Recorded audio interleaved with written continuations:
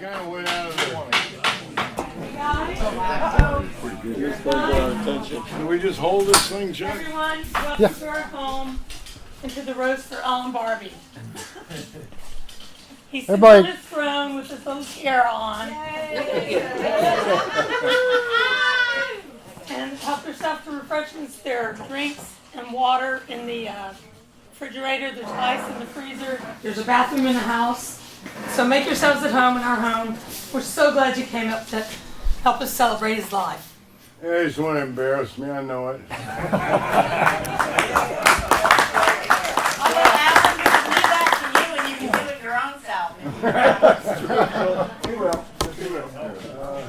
Okay, so everybody got an invitation. Should know why we're here. I think too many times we do this after our loved ones and our friends are gone, and they don't get to hear the good things we say about them after they're gone. So, is there anybody here who can say anything good before we start? We love you, Ellen. Yeah, we like you, Ellen. So this is going to be kind of like the Republican debate. You got 3 minutes. And you don't have to say anything. It's like the Republican debate. So if I don't mind, I'll kind of get it kicked off here. How much weight can you store in a pyramid? That's what I want to know. Carlton should know. I met Alan. That picture right there is when I met Alan out there on that hill. They were cutting the trees down to build our house, and I drove in, and I had my black lab in the truck, and he had his 2 vicious Rottweilers with him. My lab gets out. Never met the guy. His dog gets out and attacks my dog. He did know his new neighbor was a veterinarian. So my dog jumps out and rips. Was it the ear or the throat of the Rottie? Well, mouth lip, and ear. lip. The lip. And so he goes. He says, "You mind looking at this?" And he said, "What do you think?" I said, do you know a good vet? Well, he said, "Do you mind looking at this? What do you think?" I said, "I think you need to go to the veterinarian." He said, "Do you know a good one?" I said, "Nope." That's the first thing I ever said to the guy. We had him shaking hands at that point. So that's where all this started for me 17 years ago. You don't get a second chance to make a first impression, my mother always said. You're taking up my time. Oh. Sounds like the Republican debate. Y'all heard the joke that a good friend, if you get thrown in jail, will come get you out, and a great friend is sitting in jail with you, going, Right. "Wasn't that fun?" And I listened to Barbie's stories for years. I didn't believe them until I went to Steamboat, but there were some times I think I wish I'd have been with him. I really do. One of them was when he blew the corner of his garage off, dynamiting a tree stump. And they like to play with dynamite back then.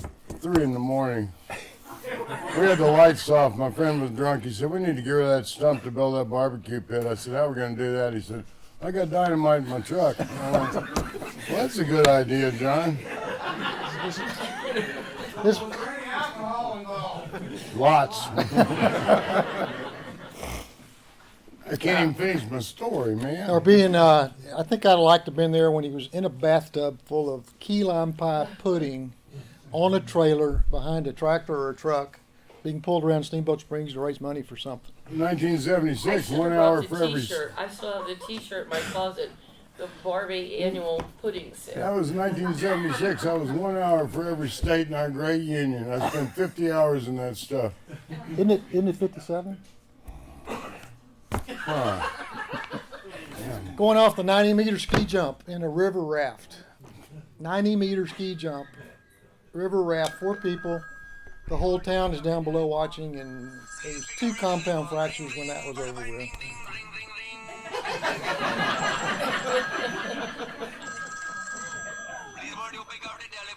God, hey, turn it. I got it now. All right, I'm taking too much time here, but the other one was, and he was involved in this, but y'all from Steamboat who lived there know Alan Carrito, and he woke up one Sunday morning and 2 of the 3 cop cars in Steamboat were at the curve at the bottom of his driveway over the cliff. He didn't know it. They were chasing him the night before, and he just went to bed and woke up the next morning, and two of the cop cars in the whole town were off the cliff. When we dozed his lot in, he was an old, well, his dad was a mob guy in Miami, and he ran legitimate businesses supposedly, but when we graded his driveway to go up to his house, he wanted it counter graded so it would slope downhill. And I said, man, it's, in the winter. He said, I know what I want. So he would always get in a little bar ditch and drive up if he was worried about two police cars following him to his house and both rolled down. Oh, They didn't know gosh. how to drive the hill? Huh? They didn't know how to drive the... Apparently, they didn't know the turn was there. He turned in the driveway. I think maybe only one of them flipped over, but they were very angry. And Dale Hammock, where's Dale? Right here. Dale was a deputy. He was a deputy. He was a police officer and a deputy sheriff in Steamboat. I was a hippie and he was a straight guy in a serape trying to buy pot. One of the pieces of wisdom that he never got hold of was you have the right to remain silent. That applies today, too. And you drove all the way from South Dakota. Thank you, man. That's a. One of Alan's Is there a warrant? one of Alan's gifts that I am envious of is he can sit down with anybody. It doesn't matter if it's the homeless guy on the street or a princess from Saudi Arabia. He can sit down and make friends with them. And the way he made friends with she might have been from Saudi Arabia, but she's a princess. And Alan goes up to her and goes, I hear you got more money than God, and I want to meet you. That wasn't quite the story, but That's what you told me. no, she was sitting in a pen. And he then left and went, and everybody said, "Oh my God, she's a Saudi princess. He has more money than God." And he tooled right back out there, stuck out his hand, and he said, "I'm sorry, I would have met you earlier if I." I said, if I knew you had more money than God, I would have been over here this morning. And we became great friends. Okay, one more thing, and I'll let somebody else get up here. The last few months, since February, Alan's been telling me that we'd have probably been better friends if we'd have spent more time together. But I don't think that's possible. I think we're great friends, and he's a big part of my life. Anybody else?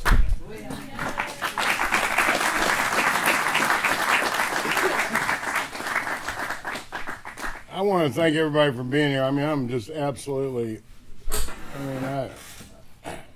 it's very humbling. I just want to thank everybody for being here. And I'm not leaving with cancer. I just found out I had heart disease 2 days ago, which is why my circulation hadn't improved. So I got 2 terminal diseases. So don't be feeling sorry for me because of cancer. We got to get through. I know, it'd be sad if it wasn't so funny. Will Rogers said everything's funny as long as it happens to somebody else. Yeah. Well, I'm Beth, and I'm Chuck's better half. And I met Alan 17 years ago on that day when I took that picture out in our driveway. And I was scared to death of him. Here's this big guy with his low voice, and he's coffee drinking, and he's chain smoking, and he's ringing our doorbell at 8 in the morning, and I'm like, whoa, who is this guy? 8 in the morning, I get up at 4. It's like, you guys are sleeping in. So eventually I had to set some limits. I said, Alan, please don't ring our doorbell until 9 in the morning. So he was good with that. But I really was scared of him. I don't know why. I just thought he was threatening. And then the more and more I knew him, like when I was getting radiation and chemotherapy for my throat cancer, and our water went out, remember that? And it was July, it was 105 degrees, we had to turn the water off, and Alan was out there constantly trying to find the water leaks. We had 140,000 gallons in 1 month. I mean, the grass was green, but I knew there was a leak somewhere. There's an $11,000 water bill. We found it, but it did take a couple of days. Looked like a bunch of gophers moved into this place. And he was out there, and as so often happens, not to be derogatory, but my husband was fishing or hunting or some fishing, I guess. Well, that you weren't here. But Alan is always here, and he's always available. When I fell off the deck onto the retaining wall off our pool, Alan was here. Alan's always here. He's always been here for us and for me, and I love him to death. I love you to death, man. Thanks. I guess I don't have very many funny stories. Well, the but- rattlesnake, I like it. She calls me up one Sunday. She goes, "There's a rattlesnake on my deck." I said, "Well, don't step on it." I'll be over in a minute. And he and Karen and Ditto came over with the shovel and killed the rattlesnake. It was about that long Shovel, why didn't you shoot it? because it was on It our was on the deck deck. with all the pool equipment. Plus, all the guys that aren't cowboy shooters here probably think I'm a decent shooter now. Dave and that guy. Look at that. Now, we got some shooters here, but in fact, they used to say when I first started shooting, if you showed up at the Alamo, they wouldn't have let you in because you would have wasted their powder. Alan didn't do this. Anyway, that's all I got. Love you, Alan. Hey, thanks, Beth.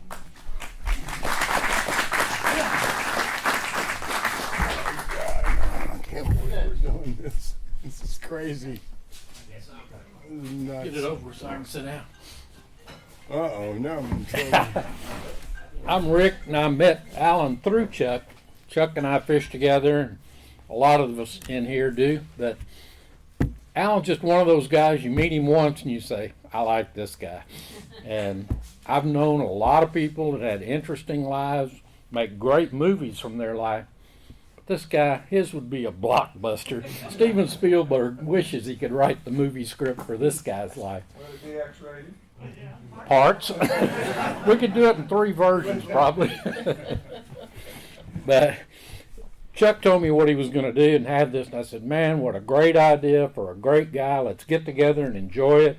Tell all our stories while he can hear it. And so we got to talking about it, and what are we going to do? And I said, okay, I know what I want to do. I want to talk about a few things that have happened that make me think back on Alan and say, wow, glad I knew him. But Chuck, Mark, and I were down fishing a couple of months ago. Might have been when the water leak happened, I don't know. But we were fishing with 2 guys that haven't had the opportunity to meet Alan. And after dinner, Chuck, Mark, and I were telling Alan stories and jokes that go on. And these 2 guys are cracking up. And finally one of them said, we don't know this guy, but he's obviously a really cool guy, and y'all love him. And he was right on both counts. And then we got to working on this, and we put together a little music. We were playing earlier songs that Alan liked, and we captured most of them. Mark and I added a few. We had to improvise a little bit, you know. We put Eddie Arnold's cattle call on there because we couldn't find one about goat ropers. But I left off some that, you know, really would have fit, like, here's a quarter, call someone who cares. But then last minute I took one off that said, old song, smoke, smoke, smoke that cigarette. We've had some great times. Alan's memories are spread far and wide. People that never met him now know Alan. And that's going to continue on forever. So. Well, at the time we were fishing, and I was up on the bow of the boat fishing with these guys. We were after a trout, I think, and Chuck said, "Throw the anchor." And I was not near the freaking anchor. I'm nowhere near the anchor. And Mark heaved the anchor in so Anchor we could, boy. but the anchor didn't have a chain or a rope. So I looked at Chuck and I said, "Is that one of those new virtual anchors?" So that afternoon, we all had to go to the anchor store because we needed an anchor. And so all 4 of us were like little kids. We're staring at all the anchors. We're not asking for any help. And the guy goes, "Who threw the anchor overboard?"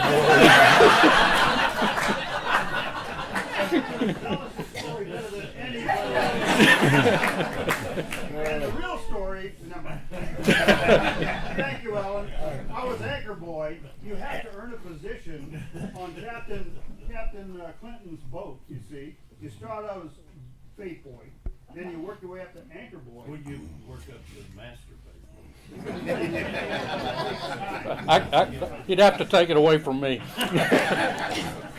Anyway, we have a ball when we go fishing, we really do. And he happened to be there, and he wrote me last week, he said, bring an extra anchor.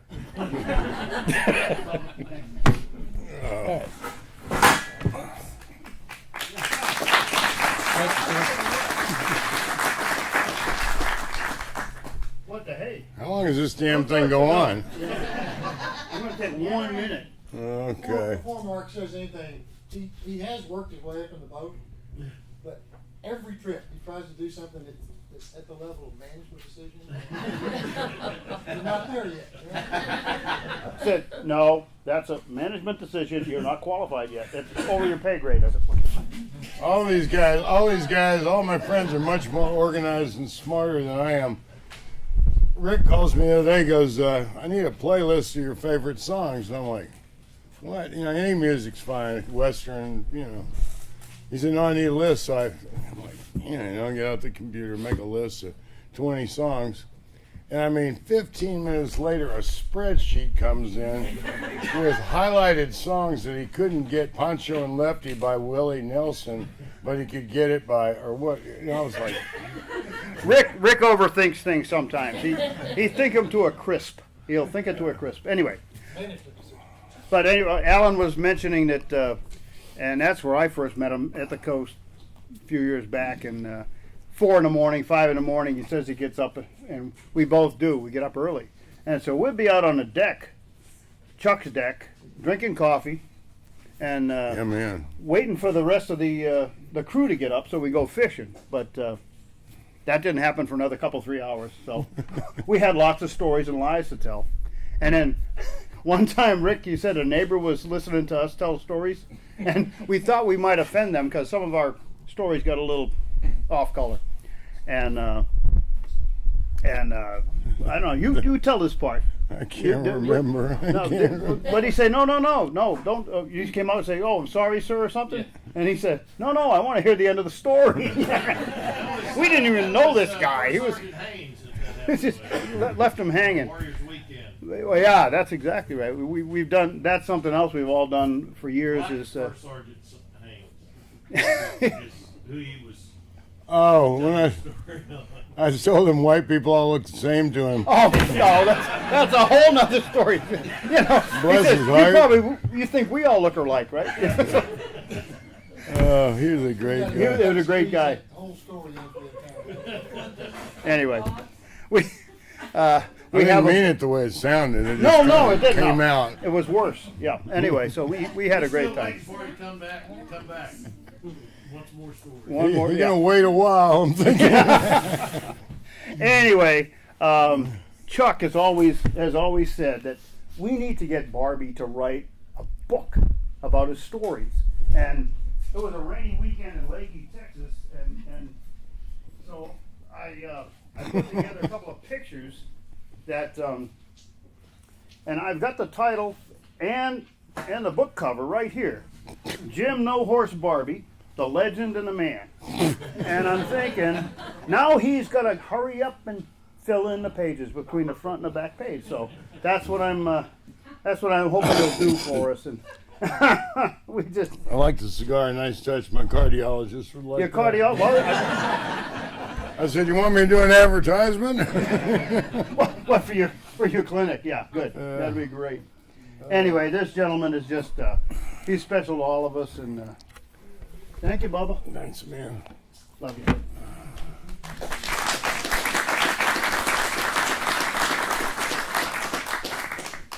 Oh, no.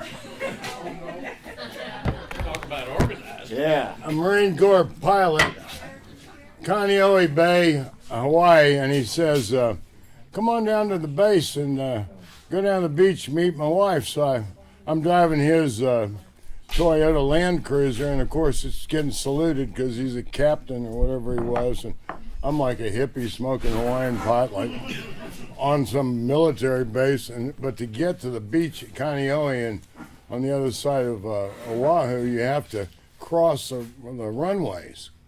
And they were doing, and yeah, I have a crossing arm, but he happened to know the people that run the crossing arms, and so they sent me on across. I mean, it was like 500 yards of cement. And I was out in the middle of this thing, and these jets are coming from either direction, doing touch and goes. Well, I'm like, our military at work. I'm Rodney, and I'm an addict. No, wait, wrong. Oh, that's right.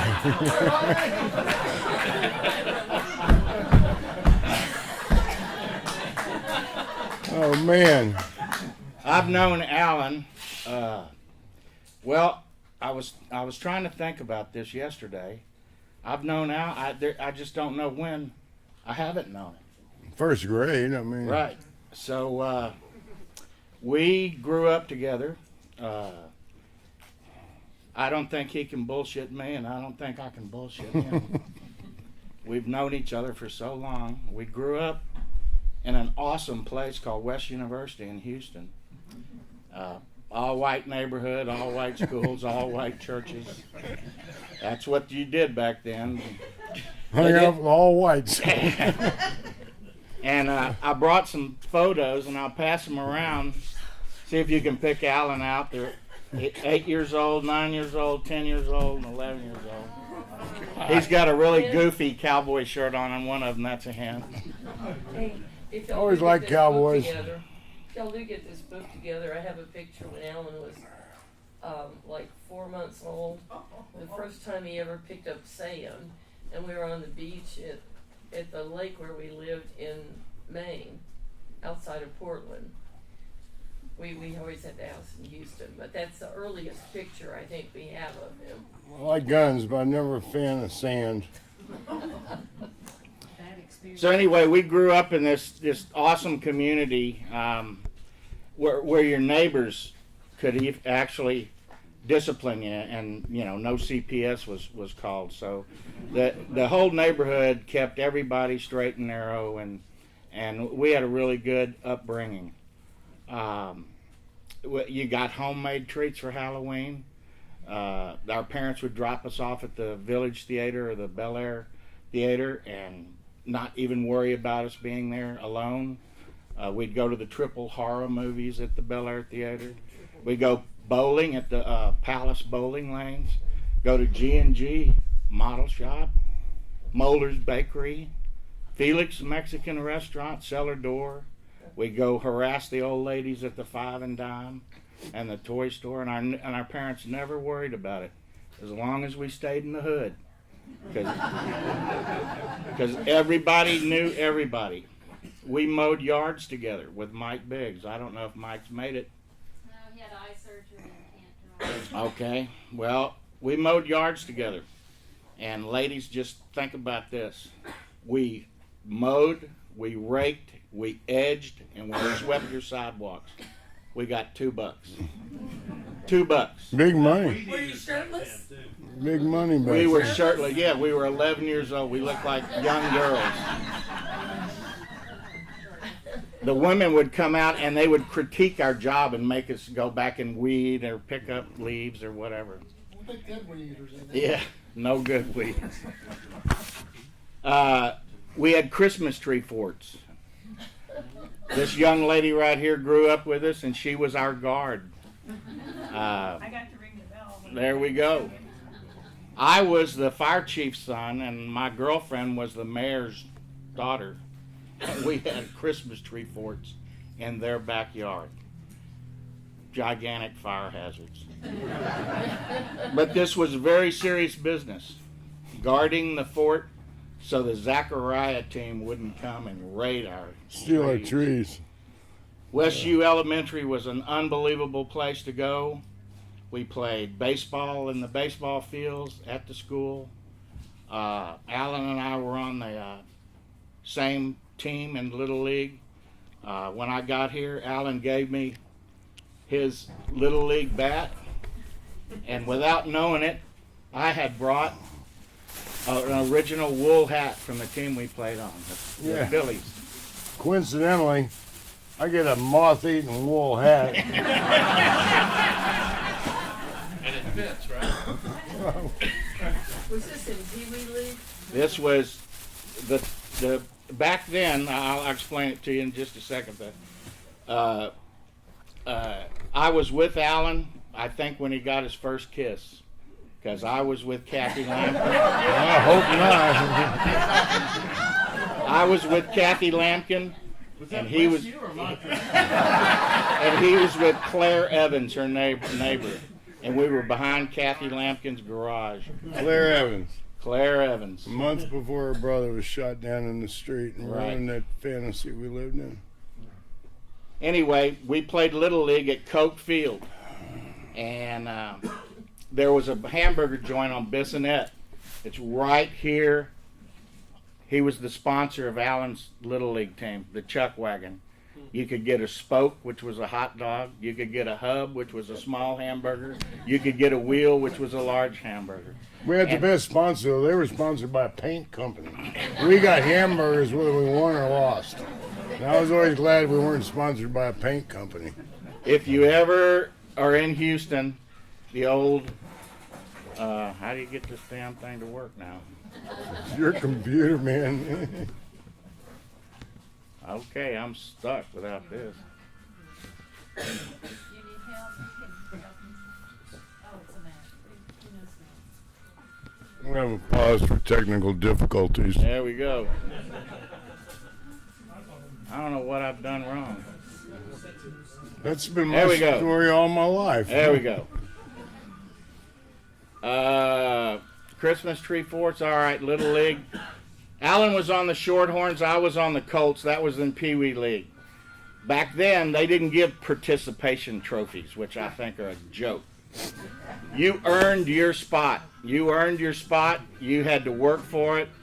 If you were good enough, you graduated from Pee Wee League and you went to the majors. If you were not so good, you went to the minors. Alan and I were lucky enough to get to the minors. The best athletes went to the All-Stars. I don't know what these participation trophies are all about. Alan and I didn't turn out so bad, and we had to work for what we did. We joined the Boy Scouts together, and this was probably a phenomenal part of my life. I think Alan liked it. Our first introduction was Ned Godwin and Hal Cunningham. They were basically juvenile delinquents. They had taken a CO2 cartridge and stuffed it full of unrolled firecrackers. They ran out of the gunpowder to stuff in there, so they got this bright idea to put greenie stickum caps in it. Well, obviously when they're stuffing them down in there, what happened? It blew up and hit one of the guys in the stomach. And this is our introduction to Boy Scouts. This is the Scoutmasters. We weren't there, but this is how they're telling us, you know. I always loved high explosives. Yes. That's how you get a first aid merit badge. So we went to Camp Strake. We went there on campouts. We went there during the summer. We went to together. We went to El Rancho Sema in the hill country for summer camp. We went to Peach Creek, was a private campground. We did a lot of things, but our favorite thing to do was we would go on what we called survival hikes on the San Jacinto River bottom. And I'm telling you, this was the snakiest country I have ever walked through in my entire life. Even worse than Marine Survival School that they sent me to in Florida.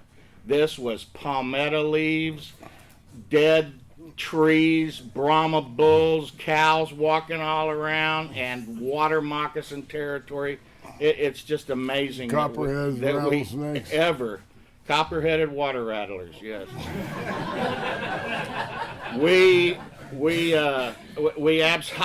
It's amazing that we weren't, snake bit or we even survived. One camp out, we decided in our infinite wisdom that we're going to dig a cave in the side of the frickin' river. This is soft sand. So we're digging a cave, we're digging a cave, we're digging a cave, and finally we decide, well, the cave's big enough. Well, Alan decides he's going to go in there for one last clean out. What happens? It caves in on him. So we're all standing around. We're trained Boy Scouts ready to go to the rescue. And Rocky Houston, one of our patrol members. Nobody goes, digging. I mean, I'm buried. I mean, this He is goes, the end. I get his sleeping bag. And I can hear him divvying up my stuff. I'm just... Anyway, we pulled him out. And I remember one of the scouts had packed too much stuff. And as we're going, and we had to walk about 5 miles with packs on to get to this campsite. One of the scouts was just throwing his stuff. People behind him were gathering it up. Oh, that doesn't look too bad. I can carry that. Anyway. We sold him his stuff back. Barbee, that's what we called him when we were growing up. We all had names. Barbee was in the Panther Patrol, Troop 125. I was the patrol leader, and I later became the senior patrol leader. Barbee didn't want any of these elected positions because at night we were Barbee's brigade. I don't know if he remembers Barbee's brigade, but we were the marauders of the midnight oil. We pulled tent stakes out at other campsites. We dug coon traps. The only thing we ever caught was another scoutmaster. He came walking into our campsite to complain about our annex and had spaghetti all over both boots. We used that as our coon bait. Yeah. We tortured the tenderfoots with initiation rituals, lowering them down into the latrines, binding them hand and foot and placing them blindfolded on the end of the pier at the lake. It's amazing we didn't kill anybody or grow. Oh man, that's way too much detail. These are not all good memories. Oh Lord. One thing I remember during the Cuban Missile Crisis, 1964, our parents sent us to Camp Straight because Houston was a high-value target to the Russians. And just imagine having a part with your child and sending them up there with a couple of scoutmasters. And it's just amazing what we went through when we were growing up. Just imagine how dumb our parents were to think 30 miles would save our lives. Well, they taught us to get underneath our wooden desks. Duck and cover. Bless their hearts. They didn't send the women anywhere, Pat. In the summer, we would go to downtown movies at the Lowe's, the Metropolitan, the Majestic, go to the Fun Shop, or play putt-putt. And our parents would probably give us $2. And that covered the bus fare from Westview to downtown. 10 cents is what the bus ride cost. And you could go to 3 movies, and if you wanted to play putt-putt, we'd go to 2 movies. In Westview, they had a K&G drugstore, and everybody called it KG Drugs, but there really was an ampersand on the sign. They had 3 to 33-cent banana splits. It was so cool. You could reach into a bowl, and you grab the banana, and the waitress would open it up, 3 to 33 cents. 10 cents. Never got a 3-cent one all those years. You had to know, you picked the brown ones. They were the 3-cent ones. Hamburger was 25 cents, French fries were 10 cents, and drinks were a nickel. And for a dime, you could get them to make you a real vanilla or chocolate phosphate. Barbee and I ate there frequently. At Westview, you wanted elementary, you wrote with a pencil until you were in the 3rd grade. You learned cursive, which they don't even teach now, which is stupid because it's part of your development. I don't know what's happened to our school system.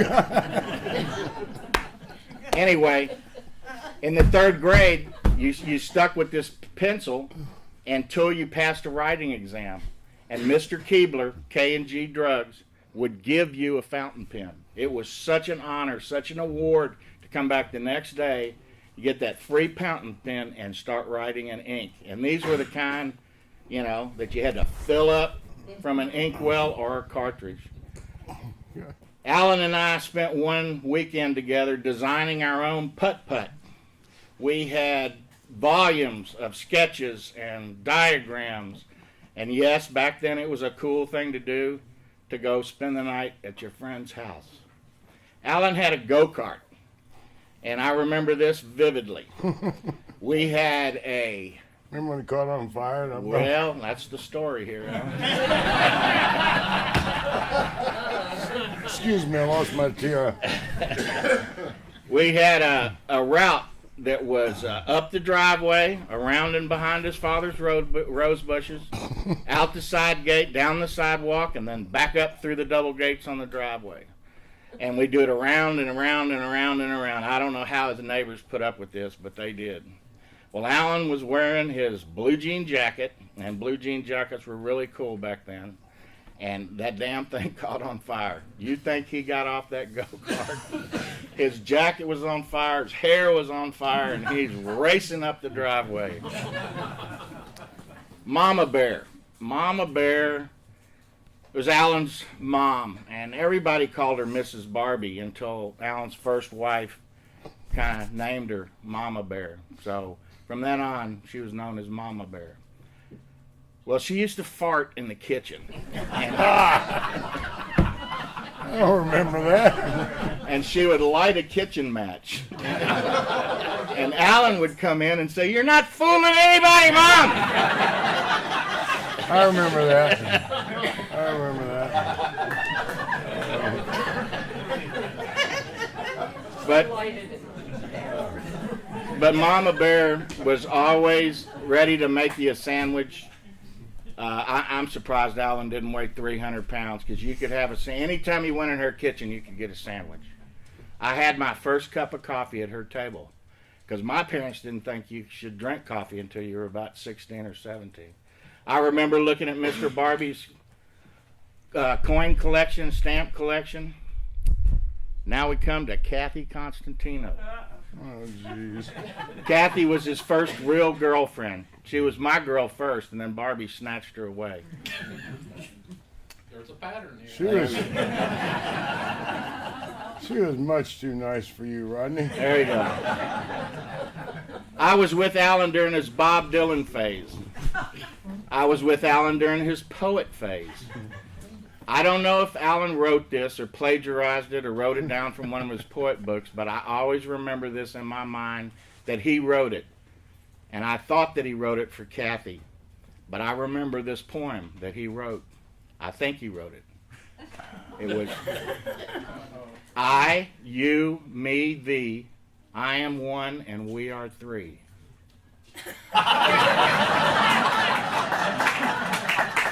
That's why I was never published. Surfing. Just neither. Surfing. We went surfing here in Texas, and a lot of people don't think there's surf in Texas, but if you understand the weather patterns, if you understand where to go, what wind direction has to be and all that, there is surf in Texas. And Alan and I surfed in Freeport, Galveston, Matagorda, Sargents, Quintana, Port Isabel, Port Aransas. We did it all. We went to California one summer in Alan's, was it a 64 Malibu? 64 Malibu, desirable car back then, 283 4-speed. And 3 deuces. there you go. We stayed in the Encinitas log cabins. We surfed at Stone Steps, Grandview, Swami's. We went to the Wedge. I wasn't going to smoke while I was up here, but not being a good advertisement for cancer or heart disease, I got to have a cigarette because I didn't know he was going to run on this long. He thinks I'm going to take 3 minutes. He's wrong. This is the... All right, so we went to Trestles, which is basically Nixon's backyard, and we met a friend of Alan and mine, Bruce Eney. He is now brain surgeon here in Houston. Or not here in Houston, in Houston. Do you want another Coke? Or some coffee? Yeah, I like a Coke. He's right here too. Eney. Bruce! Oh, There we go. You might not want to hear this. But we went to Trestles, and we We've got the met surfing Bruce. now. From when I was conceived, now we're about 17.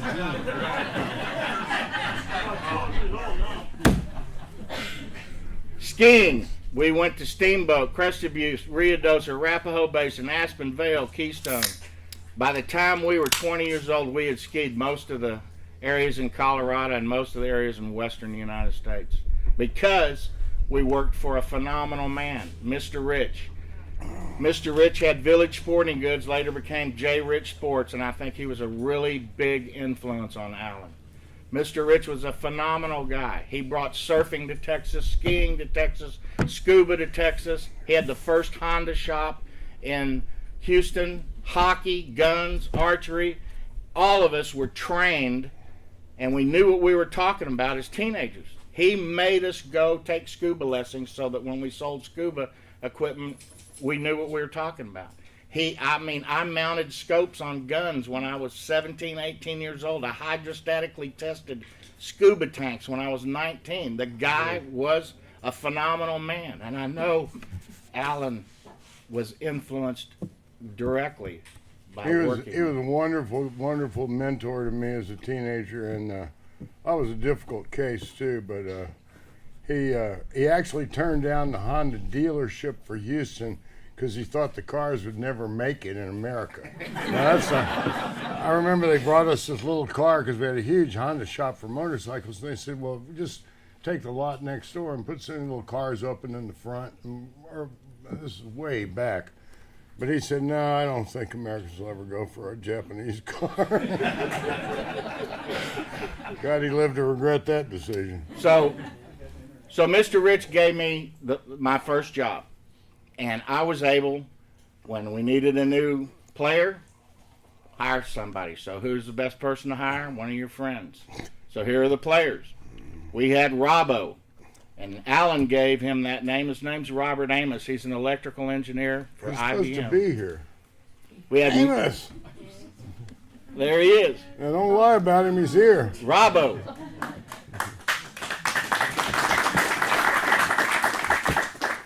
We had Murph the Surf. He's a PhD chemical philosophy from Caltech, now a researcher from Monsanto. Invented spectrochemical analysis with lasers. There you go. Smart guy. Fast Eddie, MBA from Texas, financial wizard, set up the financing for Gerald Hines for the Transco Tower. Alan Barbee, high school degree. There we go. Swaney, stayed in sporting goods for 30 years, now living off Mama's oil well money. A success in life. Duffin, we all call each other by our last names until we got a nickname like Robbo. Duffin, later I became Duff and Barbie. Now, when you're young and you're screaming across the mall or something, Barbie! These guys will kind of look at you, so, you know, kind of like the boy named Sue, but, you know, a little different. I joined the Marine Corps at age 20. I had a draft number of 50 in 1968. It was not a good deal. And Barbie became a tour guide for Mr. Rich on his ski trips. I mean, what a great job to have when you're young and single and you're taking people skiing and it's all free, and I'm sure there were hassles. Best job I ever had. We didn't see each other much during those years, but he came to Hawaii. I was lucky enough to get stationed at Kaneohe Marine Corps Air Station. Well, like I said, he had a beautiful wife, so part of it was seeing Rodney, but... I was lucky enough to get Hawaii instead of Vietnam for my tour as a pilot, and I always joke that I flew 50,000 missions over Maui. Most recently, I had a visit with Alan, and he told me that he was always proud of me for doing that, and it really made me feel good because none of our original group of friends served in the military. Excuse me. Anyway, Alan was albino white from his winter clothing in Steamboat. And I took him surfing near Hawaii Kai, Point Break, and it was awesome waves that day. I don't know if Alan remembers. Oh, I remember. I remember the sunburn. And Alan got 3 days. Alan got sunburned, and he puffed up like a pink marshmallow. Alan's first wife, Nancy, I was with him the week that he met her in Steamboat. We drove to Steamboat, the group did, and Barbee hitchhiked with his guitar and his cowboy hat, and she picked him up on the road to Steamboat. He spent the next few days on the hunt just like a bloodhound. It wasn't that hard. Steamboat, Alan rented me a cabin on Butcher Knife Creek Road. We played for Barbee Painting Company. Logo that he had on his team shirts was just hilarious. It was Alan standing on a roof with a bottle of whiskey in one hand and a joint in the other, and a cowboy hat on. One time after the Marines, I stayed in Hawaii for about a year after I got out and didn't cut my hair and didn't cut my face.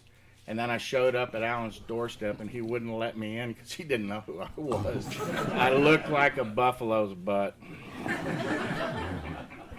I moved to Steamboat and lived up there because Alan gave me a job. He rented me a cabin on Butcher Knife Creek and he introduced me to a circle of friends. I left Steamboat for a job in Texas, but I'll always treasure my time there with Alan. He taught me painting and introduced me to construction and carpentry. Later on in my life, I restored a house that was built in 1930 from the skills that I learned working with Alan. The next years, we kept in touch over phone calls, came and stayed once to ski with Alan. Alan had a painting company. He built nice big homes, had rental properties, and a restaurant. I had a pump company, I had a restaurant, and I had a door manufacturing plant. Now here comes the tough part. Bankruptcies? No. Those were easy. During all this time when all appearances were successful, we both became functional alcoholics and drug addicts. Barbee lost his properties, his restaurants, and probably his first wife, Nancy, because of it. I lost my businesses, the love of my life, because of drugs and alcohol. Barbee was smarter than I was, or he hit rock bottom faster because he got clean and sober a long time ago. One time when I was in Houston and Alan was living in Florida, we visited at Robin Hood, which is where he lived in Westview. And as a true friend, he came out to talk to me about getting straight and sober. But the disease of addiction is such a cunning enemy of life, and the first rule of an addict is denial. He knew this because of his own addiction, that I wouldn't get straight and sober until I was ready. I wished he would have pushed me a little harder. Maybe I wouldn't have lost my wife. Fast forward to the last few years. We both lived in Austin. I didn't see much of Alan. We made phone calls. We had a little mini Lamar reunion. We saw each other a few times in 7 years. This was my fault. I was still in the disease of addiction, and I didn't want to listen to the AA story that Alan would carry and tell me. Sorry, you got me leaking. I didn't want Alan to have I love you, man. I didn't want Alan to have to tell me I had enough to drink or smoke. I regret turning my back on him. In the last few years, once again, I chose drugs and alcohol over my friend. I'm proud to say that tonight, when I go to my NA meeting, I'll be receiving a 1-year key tag.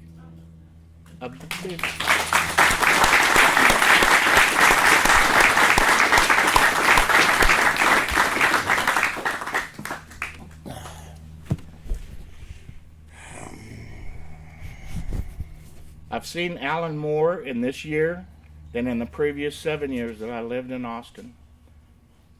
I consider Alan a true, lifelong friend, and the living proof is that I'm here, and I don't know what dipshit set this party up on opening weekend of beer season.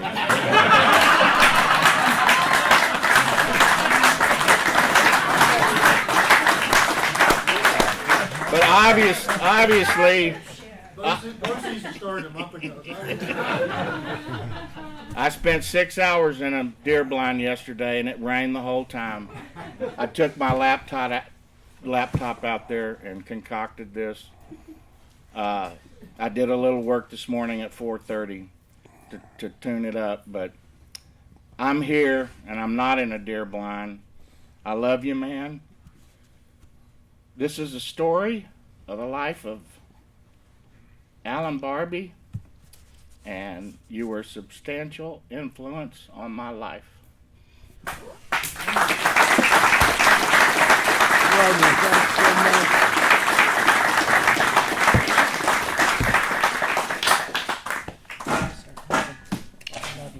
Thank you, Rodney. And Stephen just made the comment that I still have Alan's Cub Scout out uniform. Too much information. I knew it would be. I can't wear it anymore. Where's Mark? I want to hear something from Mark. Hey, It's already been up there. I already heard from you. I'm getting so old I can't remember who I am. Alan, Ginger Joy. Ginger Joy. Yep, my name is Ginger Joy Valdez. You're so lucky I'm And if married. it weren't for his sacred marriage vows, I would have jumped his bones a long time ago. Honey, That's she it. didn't say that.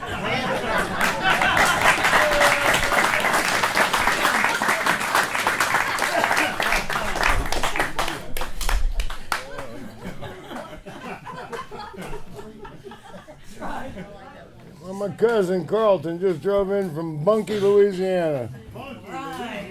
Yeah. Well, I'm gonna be a little bit briefer. I'm gonna try to be anyway.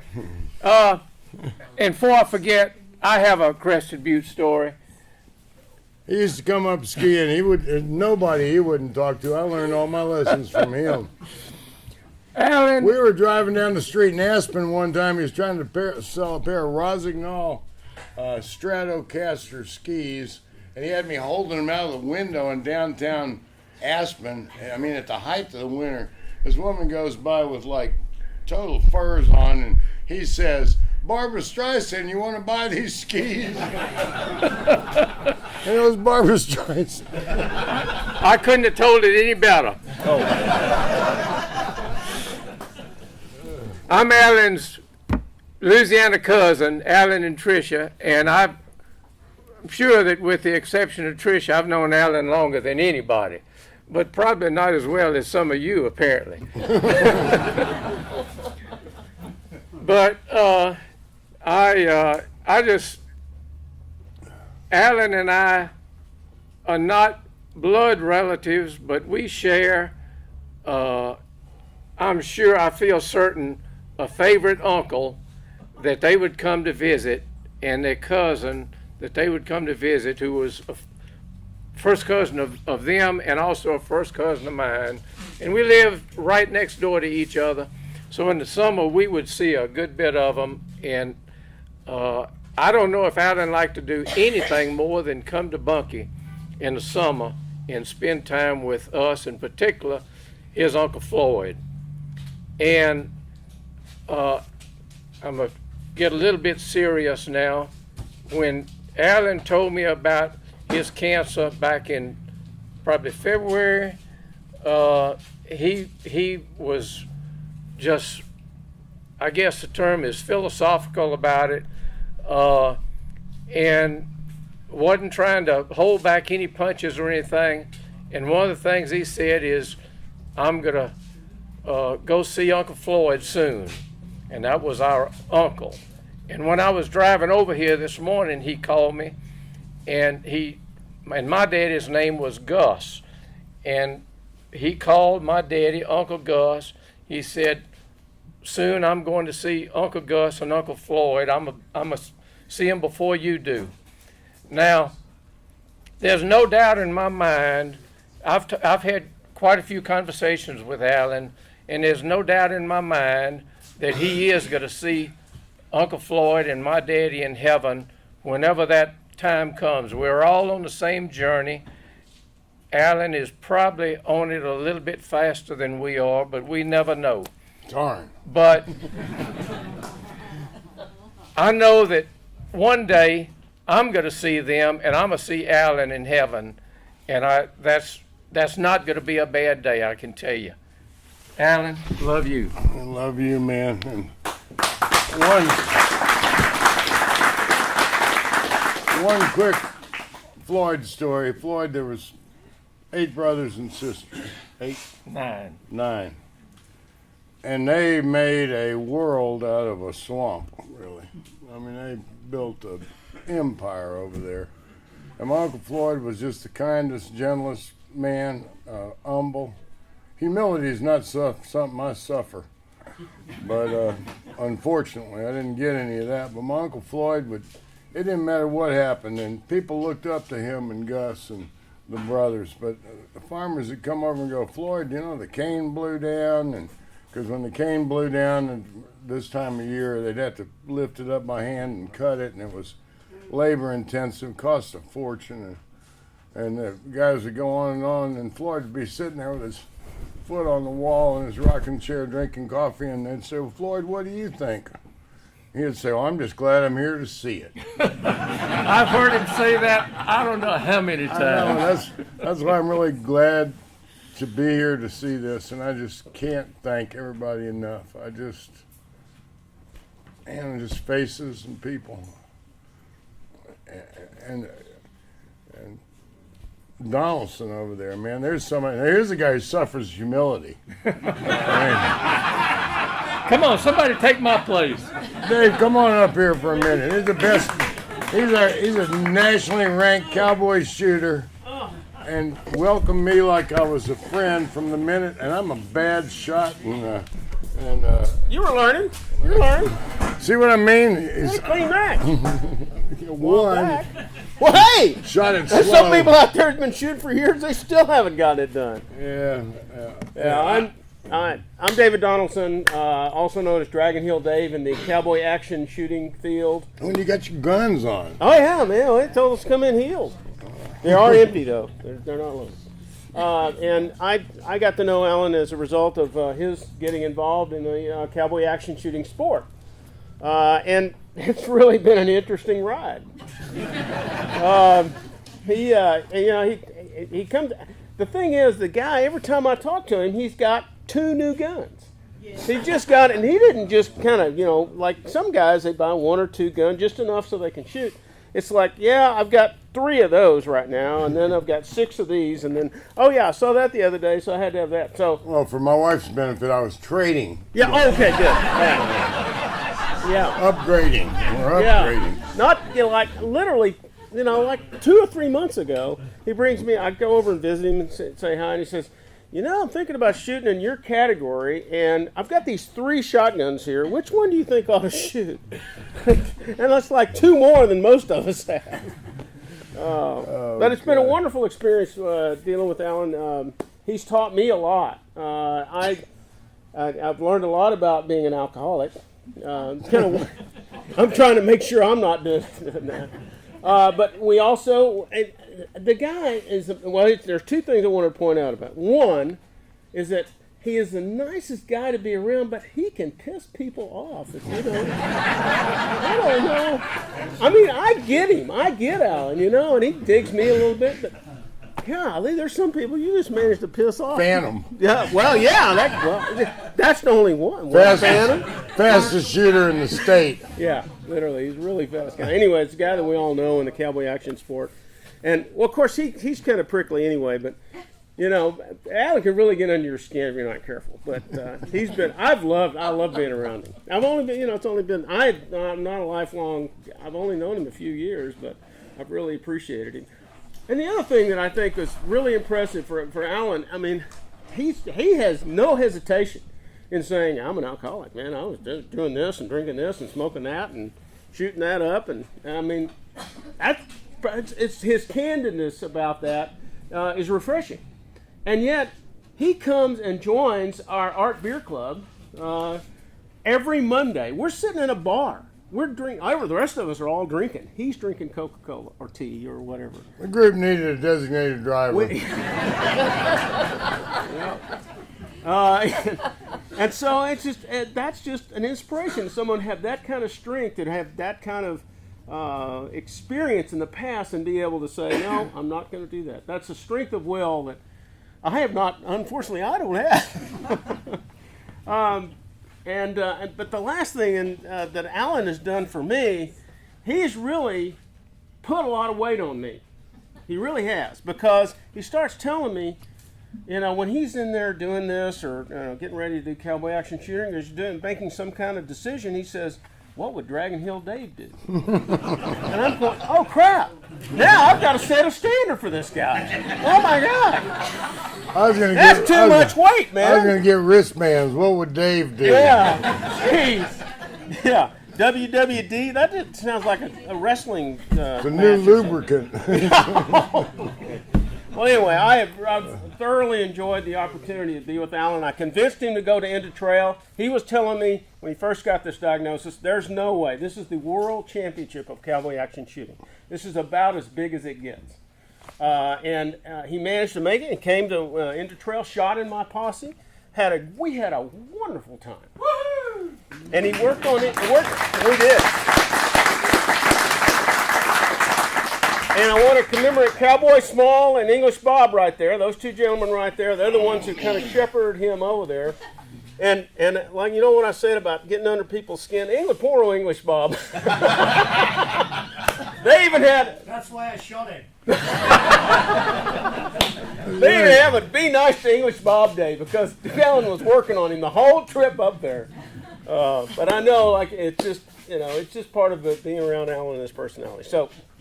I've really okay. Well, I got one more thing to say. What I've been telling Alan all along is, I know we're doing this thing. And I'm really glad we are doing this thing, but I'm still hopeful in February of this year, Winter Range. So I want to keep fighting. I'd love to see you at Winter Range if you can make it. Well, I told you about the cardiovascular thing now, so I got two things going to kill me. So okay, I may just have to make Winter Range. All right. Well, it's been a pleasure knowing you, and I want to know you a lot longer. So hang in there. I'm hoping you're right. All right. Thank you so much, Dave.